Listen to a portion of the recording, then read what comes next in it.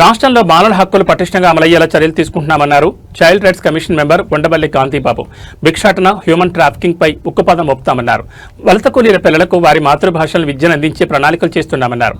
మైనర్లు social media వినియోగం తల్లిదండ్రులు కఠినంగా వ్యవహరించాలంటున్న child rights commissioner member Undavalli కాంతిబాబుతో మా ప్రతినిధి శ్రీధర్ ఫేస్ టు ఫేస్.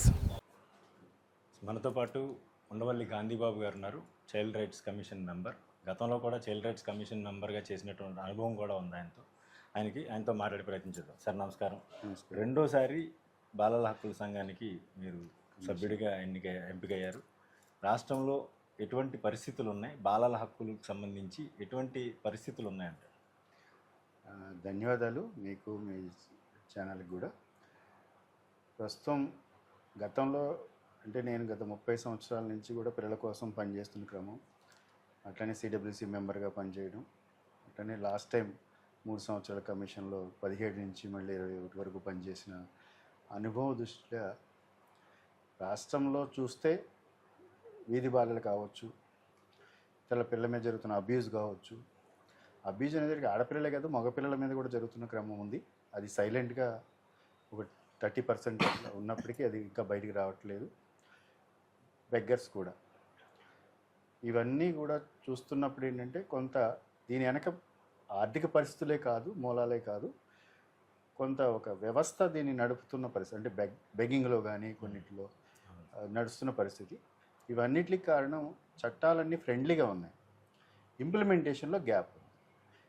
కింది స్థాయిలో ఆ సిస్టమ్ సరై చట్టాలు ఇంప్లిమెంట్ అయ్యి శిక్షలు పడితే డెఫినెట్గా పరిష్కారం దొరుకుతుందని నేను నమ్ముతాను. Right sir. అంటే ఇప్పుడు చూసుకుంటే భిక్షాటన గురించి మీరు చెప్పారు. చాలామంది చంటి పిల్లల్ని ఎత్తుకుని పసి వయసులో ఉన్న వాళ్ళని తీసుకుని రోడ్డు మీద భిక్షాటన చేస్తూ ఉన్న వాళ్ళని చాలామంది చూస్తాం.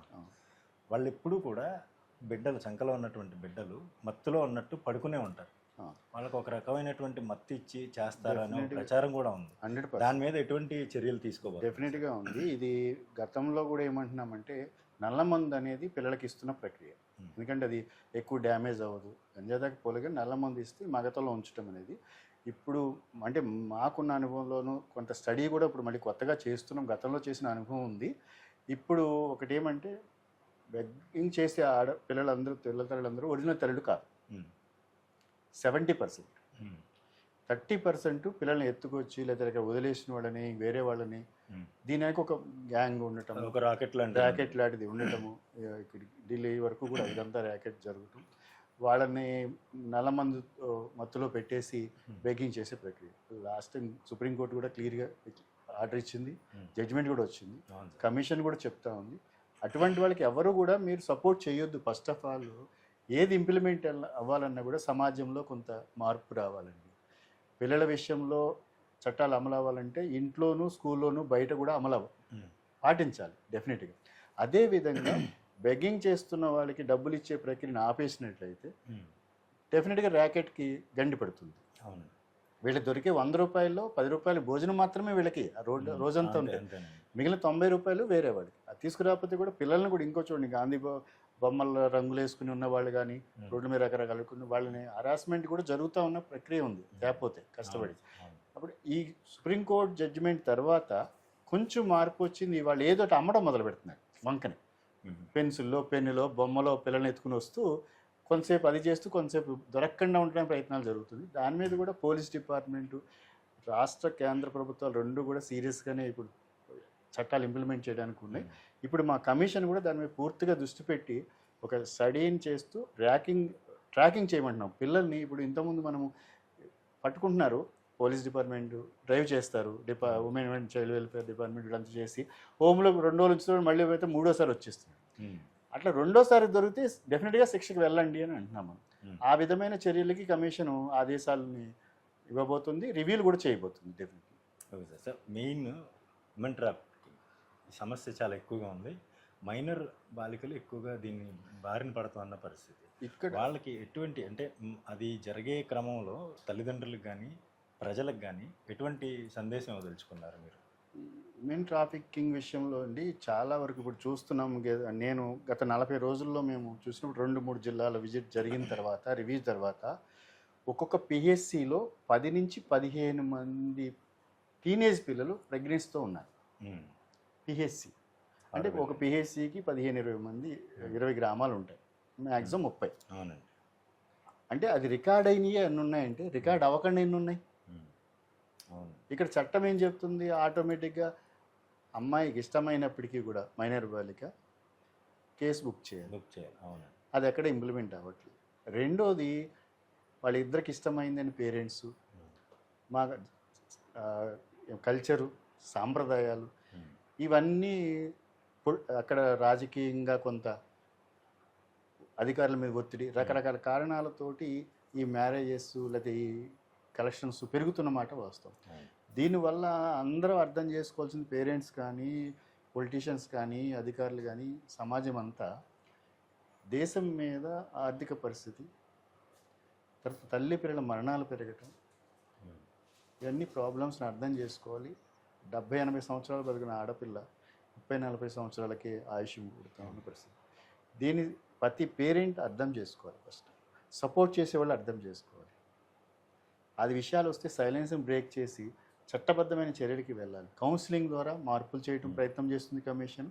డెఫినెట్గా ఇప్పుడు ఎక్కడ ఇది జరిగినా కూడా కేసు ఫైల్ చేయమన్నాం. ఎందుకంటే 1-2 కేసు ఫైల్ అవుతే తప్ప భయం ఉండదు.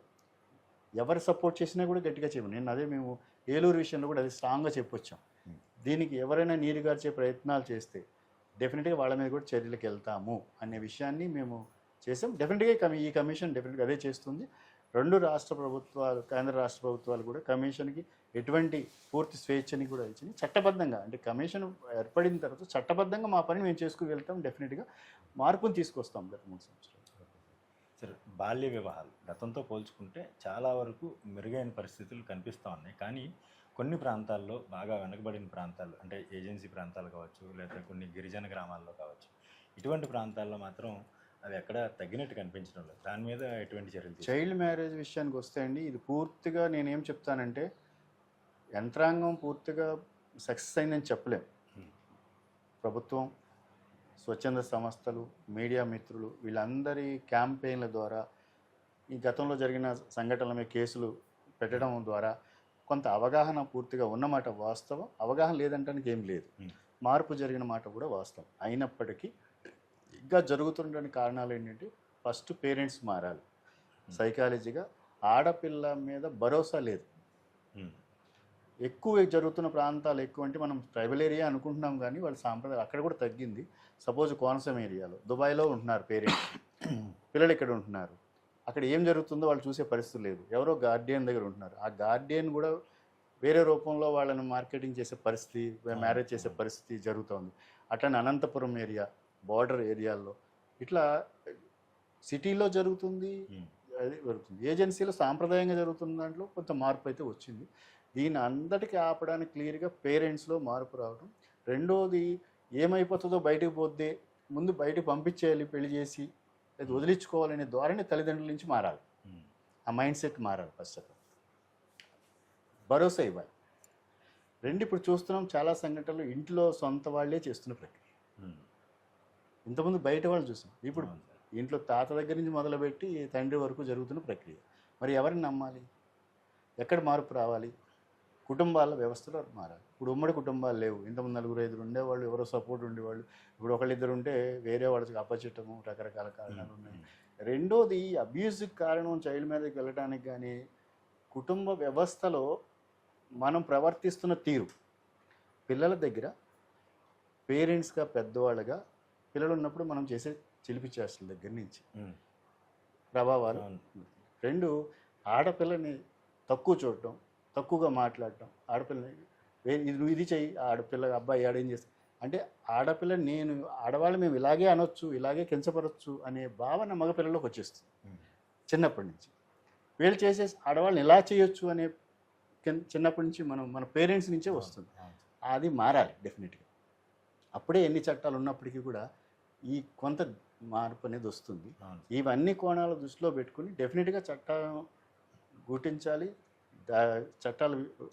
చట్టంగా పనిచేయాలి. దానికి అన్ని రకాల కులాలు, మతాలు, రాజకీయాలకు అతీతంగా దాన్ని సపోర్ట్ చేయాలి. అటువంటి వాటిని ఖండించడానికి ప్రయత్నం చేయాలి తప్ప మద్దతు, సింపతి చూపించకూడదు. కేసులు పెట్టినప్పుడు ఇవి జరిగితే డెఫినెట్గా సక్సెస్ అవుతుంది.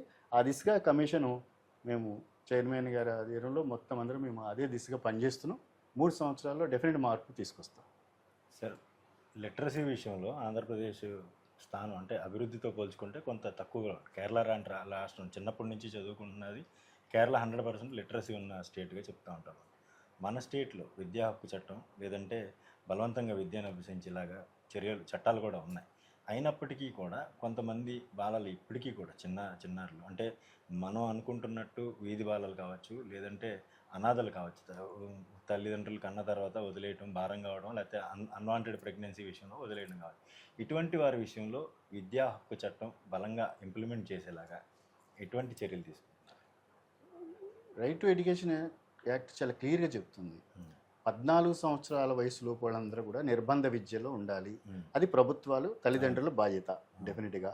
ఆ దిశగా ప్రయత్నాలు కొనసాగినాయి. అట్లనే ప్రైవేట్లో కూడా మనకు ఉన్నప్పుడు 20% దాంట్లో కూడా ఆల్రెడీ లాస్ట్ ఇయర్ ఈ సంవత్సరం కూడా ఫిల్ అన్నమాట వాస్తవం.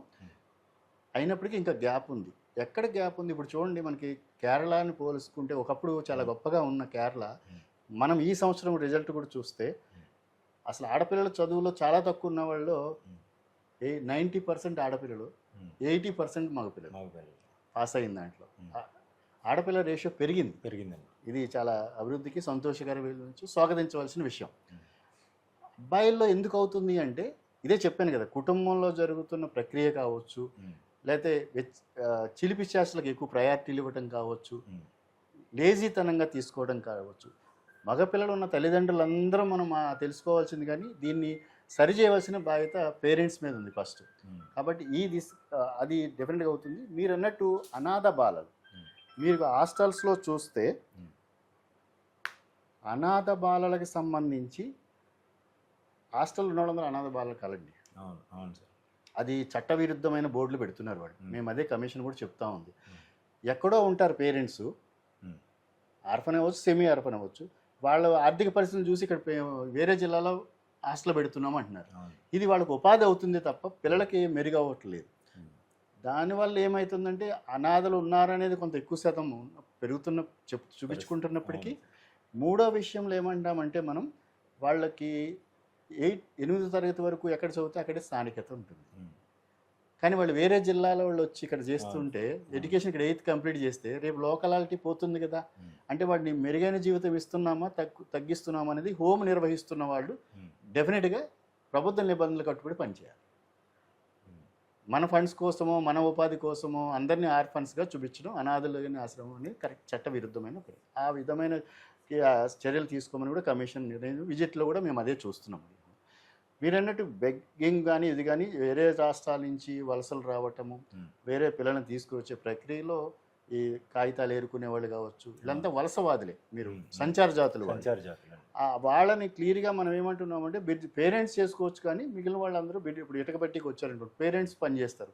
పిల్లల కోసం ఏ భాషలో వాళ్ళు ఒరిస్సా వాళ్ళు వస్తే ఒరిస్సా భాషలో టీచర్ని పెట్టి ప్లాన్ చేయండి అని అడుగుతాం. అది వాళ్ళు ఎవరైతే ఇటకబట్టి కన్స్ట్రక్షన్ వాళ్ళు ఉన్నారో ఆ కాంట్రాక్టర్ బాధ్యత. ఇక్కడ ఇంకొకటి ఏంటంటే లేబర్ డిపార్ట్మెంట్ చాలా ఫెయిల్ అవుతుందండి. నేను మన కాకినాడ రివ్యూలో కూడా అదే మాట్లాడాను. Okay sir. Labour department tracking చేయాలి, ఏ రాష్ట్రం నుంచి వచ్చారు, ఎక్కడ పని చేస్తున్నారు, మళ్ళీ వాళ్ళు వెళ్ళేదాకా అక్కడ చూసే బాధ్యత వీళ్ళు ట్రాన్స్ఫర్ చేసి ఇక్కడ వచ్చిన పిల్లలందరినీ ఎడ్యుకేషన్ అప్ చేయవలసిన ఎస్ఎస్ఏ వీళ్ళందరూ కలిసి ఆ ట్రాకింగే లేదు. అందుకని దాని మీద కూడా మేము గట్టిగా దృష్టి పెడుతున్నాం. ఆ విధమైన ప్రయత్నాలతో మన అందరం కూడా అందరి సహకారంతో మెరుగైన బాలల కోసం, లైఫ్ కోసం పనిచేస్తాం. సార్, సోషల్ మీడియా ప్రభావం ఈ రోజున చిన్నారుల మీద చాలా ఎక్కువగా కనిపిస్తుంది. సత్ఫలితాల కంటే కూడా దుష్ఫలితాలు ఎక్కువగా కనిపిస్తున్న పరిస్థితి కూడా మనం చూస్తూ ఉన్నాం. ప్రధానంగా మైనర్లు సోషల్ మీడియా వినియోగంపై ఒక కఠినమైన చర్యలు తీసుకోవాలనేది కూడా వినిపిస్తూ ఉన్న డిమాండ్. దాని మీద ఏమన్నా చర్యలు తీసుకుంటున్నారా? ఆల్రెడీ ప్రభుత్వం ఇప్పుడు సోషల్ మీడియా కావచ్చు, లేకపోతే కొన్ని యాప్ల్ని బ్యాన్ చేసే 14 సంవత్సరాల వాళ్ళకి యాప్ చేసే చట్టం తీసుకొస్తున్నారు. అది స్వాగతించవలసింది. దాని ద్వారా కూడా మెరుగైన ఫలితాలు వస్తాయని ఆదిద్దాం. అది అవేర్నెస్ అవ్వాలి, డెఫినెట్గా వెళ్ళాలి. మీరు అన్నట్టు మిగిలిన సోషల్ మీడియా దొడ్డిదారిలో వస్తున్న సోషల్ మీడియా మీద కూడా చూపించాలి. చట్టబద్ధంగా మా కమిషన్కు ఉన్న హక్కుల్ని, రైట్స్ ఏమున్నాయో డెఫినెట్గా అవి ఉపయోగిస్తాం. అంటే పేరెంట్స్ పాత్ర ఎలా ఉండాలి? పేరెంట్స్ పాత్ర అనేది ఫస్ట్ ఇప్పుడు ప్రతి దానికి మూలం పేరెంట్సే అంటానండి నేను. పేరెంట్స్ అందరినీ మీ ద్వారా కోరుతుంది ఏంటంటే, ముందు మీరు సీరియల్ దగ్గర నుంచి పిల్లలు ఎప్పుడు కూడా మనకు ప్రశ్నించే తత్వంలో ఉంటారు. ప్రశ్నించేటప్పుడు పిల్లలకు ఎందుకు చెప్పాలనే ధోరణిలో కొంచెం చెప్పాలి. ఉరుగుల పరుగుల ప్రపంచంలో వాళ్ళు వ్యవసాయ దగ్గర నుంచి వ్యాపారస్తుల నుంచి ఉద్యోగస్తుల వరకు కూడా పిల్లల ప్రశ్నలకి సమాధానం చెప్పకుండా వాళ్ళకున్న చికాకులు వీళ్ళ మీద చూపిస్తూ లేదా తక్కువ ఎందుకు వాడికి ఎందుకు చెప్పాలని దృష్టిలో వీళ్ళకి ఏమవుతుంది, నేనేం అడగకూడదేమో, నేనేం మాట్లాడకూడదేమో అనే ధోరణిలోకి వెళ్ళిపోతున్నప్పుడు ఏముంది, సెల్లే ఆధారం, దాన్ని చూసుకుంటున్నాడు. వీళ్ళతో మాట్లాడి ఇంటరాక్షన్ అయ్యి సమాధానం చెప్పబోయి లేదా స్కూల్ నుంచి రాగానే ఎంతమంది పిల్లలు తల్లిదండ్రులు ఏం జరిగిందనా, ఇక్కడ ఈరోజు ఏం వేసా అనేది మాట్లాడుతున్నారా? టైం లేదు. వీళ్ళు సెల్లో ఉంటున్నారు, వాళ్ళు వచ్చి సెల్ తీసుకుంటున్నారు. రెండో విషయానికి వస్తే ఎప్పుడైతే వీళ్ళు మనం వాళ్ళ ప్రశ్నలకు సమాధానం చెప్పమో ప్రశ్నించే తత్వాన్ని కోల్పోతారు. అందుకని అబ్యూస్ జరగడానికి కారణం.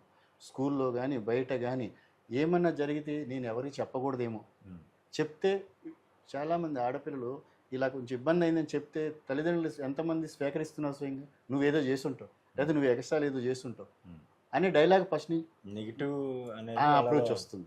అది పోవాలి. ఫ్రెండ్లీ నేచర్ కావాలి. అవును సార్. స్కూల్లో కావచ్చు, పేరెంట్స్లో కావచ్చు, ఫ్రెండ్లీ నేచర్తో బిహేవియర్ ఉన్నట్లయితే వాళ్ళని హక్కుని చేసి, నేను టీచర్లు కూడా చెప్తా, మిమ్మల్ని గౌరవంగా చెల్లి అక్క అంటే మీరు స్వాగతించరు, గౌరవంగా మేడం అంటే బాగుంటుంది, సార్ అంటే బాగుంటుంది, భయంతో అనొద్దు, ఫ్రెండ్లీగా అనాలి. అప్పుడు వాళ్ళు స్వేచ్ఛగా నాకు ఏది అర్థం కాలేదు చెప్పండి, లేదా నేర్చుకోవడానికో లేదా ఫీడింగ్ బాగాలేదనో చెప్తారు. సరి చేసుకున్నట్లయితే మెరుగైన జీవితానికి బంగారు బాటకి అవకాశాలు ఉంటాయి. టెక్నాలజీ చాలా అభివృద్ధి చెందింది. మన ముఖ్యమంత్రి చంద్రబాబు నాయుడు గారు కూడా ప్రతి విషయాన్ని ఆర్టిఫిషియల్ ఇంటెలిజెన్స్తో కూడా ముడిపెట్టి పని చేస్తా అన్న పరిస్థితి. బాలల హక్కులకు సంబంధించి ఆర్టిఫిషియల్ ఇంటెలిజెన్స్ కానీ ప్రస్తుతం ఉన్న టెక్నాలజీని కానీ ఏ విధంగా వినియోగించుకునే అవకాశం ఉందంటారు? ఇప్పుడు ఎడ్యుకేషన్లో అండి, ఇప్పుడు మేము అదే అంటున్నాం, ఎదుగుదల విషయంలో టెక్నాలజీ అనేది మంచితనానికి ఉపయోగించడంలో అభివృద్ధికి చాలా ఉంటుంది. అభివృద్ధి అనేది బొమ్మ బొరుసు లాంటిది. ఏదొచ్చినా ఇప్పుడు ఒక చెరువు పోస్తే ఒక 10 ఎకరం ముంచితేనే 4 ఎకరాలు పండుతుంది. అవును, అంతే కదా. అట్లనే టెక్నాలజీలో బొమ్మ బొరుసులాగా ఉంటుంది. ప్లస్ మైనస్లు ఉంటాయి. దాన్ని మనం ప్లస్ని మాత్రమే స్వీకరించాలి. దాని ద్వారా ఇప్పుడు టెక్నాలజీ ద్వారా స్కూల్ లెసన్స్ కావచ్చు, ఇంకా గేమ్స్ కావచ్చు, చాలా జనరల్ నాలెడ్జ్ విషయాలు కానీ వస్తుంది. వాటికి ఉపయోగించుకున్నట్లయితే ఇంకా ఇంప్రూవ్ అవుతుంది వాళ్ళ నాలెడ్జ్. డెఫినెట్గా మెరుగైన ఇంకా బెటర్ రిజల్ట్ కోసం ఎదురు చూడవచ్చు, వాళ్ళ ఎదుగుదలను కూడా చూడవచ్చు. Right sir, thank you very much అండి. Thank you. ఇది రాష్ట్ర బాలల హక్కుల సంఘం సభ్యుడు గాంధీబాబు గారు చెప్తాను. రాష్ట్రంలో బాలల హక్కులు కాపాడేందుకు తాము ఎక్కడా వెనకాడేది లేదని, ఎవరైనా బాలల హక్కులకు భంగం కలిగిస్తే మాత్రం ఉపేక్షించేది లేదని కూడా ఆయన హెచ్చరిస్తా ఉన్న పరిస్థితి.